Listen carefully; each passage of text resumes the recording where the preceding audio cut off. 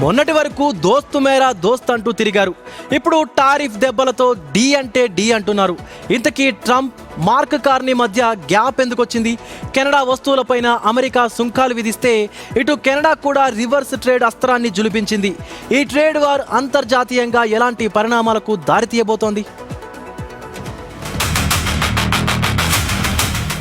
America అధ్యక్షుడు Trump కి కాస్త తిక్కుంటుంది. ఆ తిక్కకు ఓ పక్కా లెక్క ఉంటుంది. ఆ లెక్కను ట్రేడ్ రూపంలో చూపించడం ట్రంప్ స్టైల్. చెప్పిన మాట వెనుకున్నా తన వ్యతిరేకులతో కాస్త ఫ్రెండ్లీగా మూవ్ అయినా చాలు సుంకం అనే బ్రహ్మాస్త్రాన్ని ప్రయోగిస్తుంటారు. తాజాగా కెనడాపై ఆ ట్రేడ్ బాణాన్ని వదిలారు ట్రంప్. కెనేడియన్ కార్లు, ట్రక్కులు, ఆటో విభాగాలతో పాటు ఉక్కు దిగుమతులపై ఏకంగా 50% సుంకాలు విధించారు. ఇటు కెనడా కూడా తగ్గేదే లేదంటూ ప్రతీకారానికి దిగింది. అమెరికాకు చెందిన 700కు పైగా ఉత్పత్తులపై 27.6 బిలియన్ కెనడియన్ డాలర్ల విలువైన కౌంటర్ టారిఫ్స్ ప్రకటించి గట్టి షాకే ఇచ్చింది. కేవలం టారిఫ్లతోనే ఆగని కెనడా అమెరికా సుంకాల ప్రభావంతో నష్టపోయే తమ దేశీయ వ్యాపారాలు, కార్మికులను ఆదుకునేందుకు 7.5 బిలియన్ కెనడియన్ డాలర్లతో భారీ సహాయ ప్యాకేజీని ప్రకటించింది. కెనడా కథ అంతటితో అయిపోలేదు. అమెరికా వాణిజ్య చర్చలనే నిలిపివేసింది.